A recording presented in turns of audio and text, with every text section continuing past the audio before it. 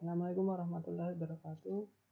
Saya Fahri Elvin Diananto, NIM 193307051. Di sini saya akan menjelaskan tentang time dan coordination. Yang pertama, time adalah pengembangan dari sistem multiprogram beberapa job yang berada pada memori utama, dieksekusi oleh CPU secara bergantian, sedangkan CPU hanya bisa menjalankan program yang berada pada memori utama. Time juga disebut dengan sistem komputasi interaktif, di mana sistem komputer menyediakan komunikasi online antara user dengan sistem. User memberikan instruksi pada sistem operasi atau program secara langsung dan menerima respon secara segera. Time pada sistem terdistribusi. Yang pertama, physical clock. Sebuah sirkuit untuk menunjukkan waktu yang merupakan suatu crystal quartz yang termekanisasi. 2. Logical clock. Software counter yang bertambah secara monoton di mana nilainya tidak perlu menanggung hubungan tertentu suatu physical clock. Selanjutnya, event ordering. Dalam manajemen koordinasi, proses pada sistem tersentralisasi memungkinkan untuk menentukan urutan kejadian. Pada sistem terdistribusi, untuk menentukan urutan kejadian tidak semudah seperti sistem tersentralisasi. Karena pada sistem terdistribusi, parameter yang diperhatikan lebih kompleks, yaitu memori dan clock tidak tunggal, tidak mungkin menyatakan urutan dua kejadian, dan yang terakhir hanya dapat ditentukan partial ordering atau urutan bagian relasi happened before. Selanjutnya adalah relasi happened before. Relasi happened before adalah suatu relasi yang memperhatikan urutan kejadian, karena kejadian yang satu dengan yang lainnya saling terkait. Dalam relasi happened before, terdapat proses sekuensial atau semua kejadian dijalankan oleh satu pemroses atau disebut dengan total ordering. Kemudian juga terdapat hukum sebab akibat yang merupakan suatu kejadian di mana pesan dapat diterima setelah pesan tersebut dikirimkan. Relasi happened before mempunyai simbol seperti tanda panah. Kemudian kongruensi dan juga happened. Semua proses dalam sistem terdistribusi dilakukan secara kongruensi atau secara bersama-sama. Hal ini dilakukan untuk mencegah inkonsistensi dan ketidakvalidan sebuah data dan juga proses. Dalam kongruensi dan juga happened terdapat protokol looking atau manajer lokal yang mengelola permintaan data yang disimpan pada situs. Kemudian juga terdapat protokol mayoritas atau manajer lokal yang mengelola data dan duplikat yang disimpan pada situs. Kongruensi dan happened before dapat dijelaskan dengan baik melalui diagram spacetime. Ini merupakan diagram spacetime. Diagram spacetime dengan kongruensi dan juga happened mempunyai hubungan yang sangat erat, karena diagram spacetime merupakan hasil dari kongruensi dan juga happened. Penjelasan diagram spacetime ini adalah arah horizontal menyatakan space atau proses berbeda, sedangkan arah vertikal menyatakan time. Garis vertikal menunjukkan prosesor atau huruf besar, dan lingkaran kecil menunjukkan event atau huruf kecil. Garis gelombang menunjukkan pengiriman pesan, lintasan, atau path. Untuk dua event kongruen, tidak ada path antara keduanya. Selanjutnya adalah timestamp. Timestamp merupakan urutan karakter yang menunjukkan tanggal atau waktu di mana peristiwa tertentu terjadi yang dicatat oleh sebuah komputer. Contoh yaitu yang pertama, tanggal 30 bulan 10 tahun 2005 pada pukul 10.45 UTC. UTC di sini yaitu waktu universal terkoordinasi. Contoh yang kedua adalah Sabtu, tanggal 23 Juli tahun 2015 pada pukul 2.16 menit 57 detik. Selanjutnya adalah metode sinkronisasi, yaitu terbagi menjadi dua sistem. Yang pertama adalah sinkronus system dan yang kedua adalah asinkronus system. Sinkronus system adalah kendali yang kembali ke user program setelah proses masukan dan keluaran selesai dilakukan, sehingga diperlukan waktu tunggu bagi user untuk akses selanjutnya.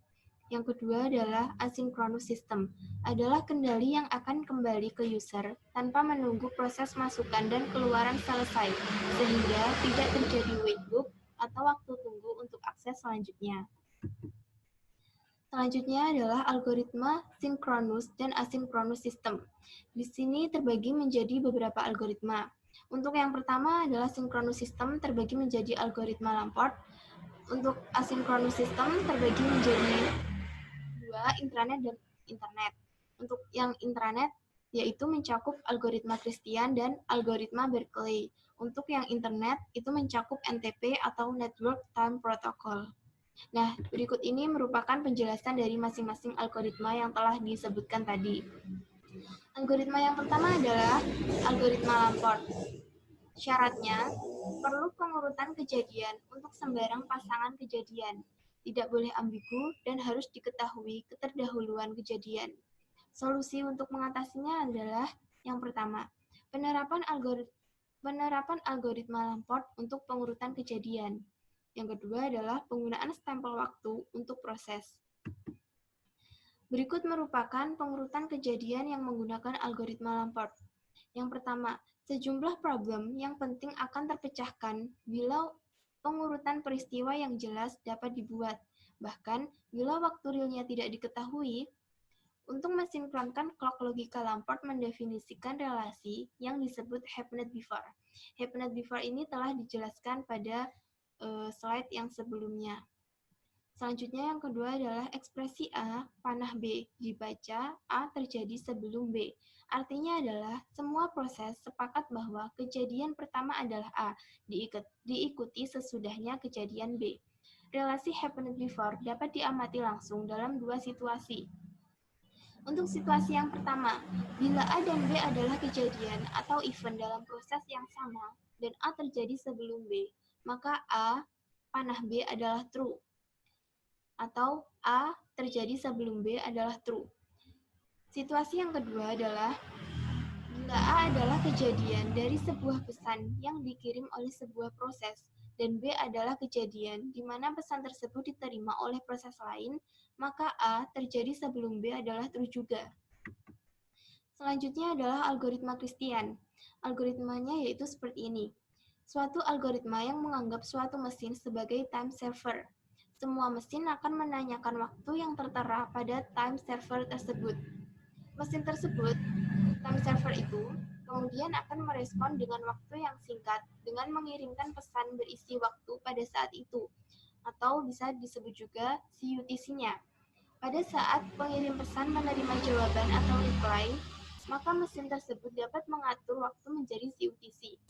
Nah, kelemahan algoritma Christian ini adalah waktu tidak boleh berjalan mundur karena dibutuhkan waktu untuk mengirimkan balasan dari time server. Nah, berikut merupakan ilustrasi dari algoritma Christian.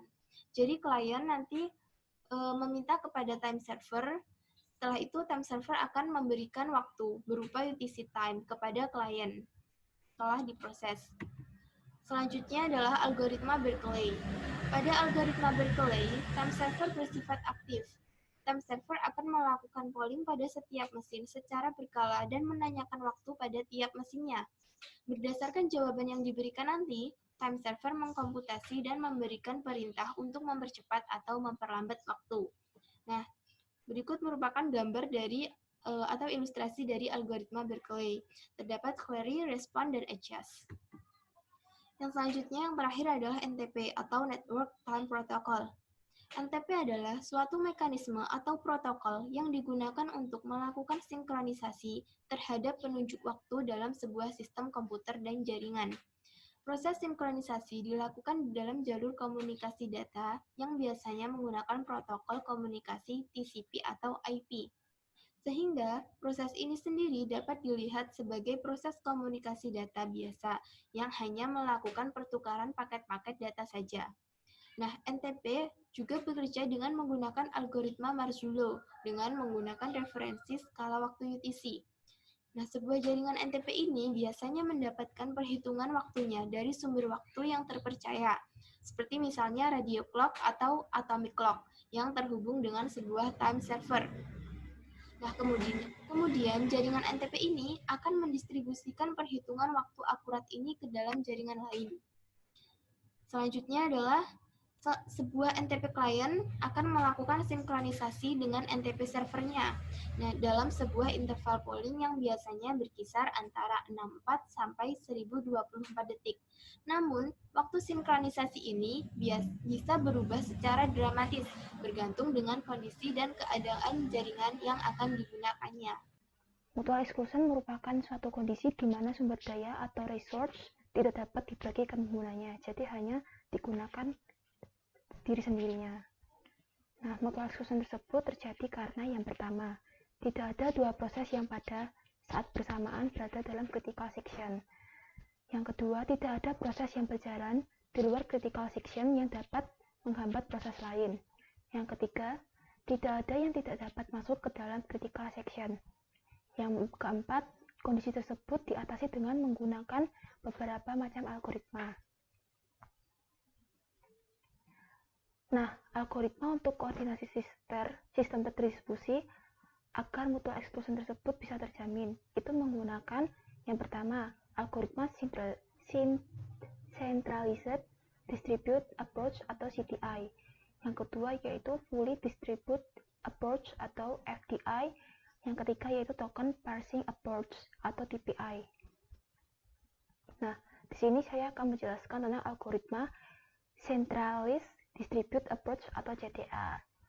Nah, algoritma tersebut memiliki cara kerja. Yang pertama, masuk ke critical section. Yang kedua, ketika menerima pesan request, koordinator akan memeriksa apakah ada proses lain yang berada dalam critical section. Yang ketiga, jika ada, maka koordinator request tersebut diantrikan. Nah, centralized distributed approach itu bisa digambarkan di gambar yang ada di bawah ini. Lanjut, yang kedua yaitu algoritma fully distributed approach atau FDI. Cara kerjanya yang pertama yaitu sistem itu terdiri dari 3 proses, yaitu P1, P2, dan P3. Nah, P1 tersebut dan P3 ingin masuk ke critical section. Kemudian, P1 akan mengirimkan pesan request ke proses P2 dan P3. Sedangkan P3 itu mengirim pesan request ke P1 dan P2. Nah, ketika P2 menerima pesan request, baik dari P1 maupun P3, ia akan segera menjawab.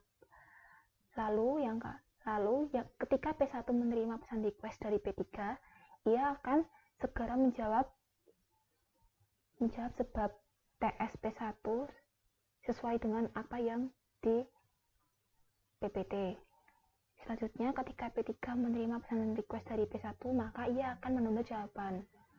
Selanjutnya, setelah menerima jawaban dari P1 dan P2, maka P3 dapat masuk critical section. Selanjutnya, setelah keluar dari critical section, P3 akan mengirim jawaban ke P1 dan P1 dapat masuk ke critical section. Nah, berikut merupakan contoh gambar proses dari cara kerja fully distributed approach atau FDI. Yang terakhir, saya akan menjelaskan tentang algoritma token parsing approach atau TPI. Cara kerjanya yang pertama yaitu mengirimkan token ke seluruh ring. Selanjutnya, jika sebuah proses menerima token tersebut, maka ia dapat masuk ke critical section dan mempertahankan token tersebut. Selanjutnya, setelah keluar dari critical section, token dilepas dan digerakkan ke seluruh ring.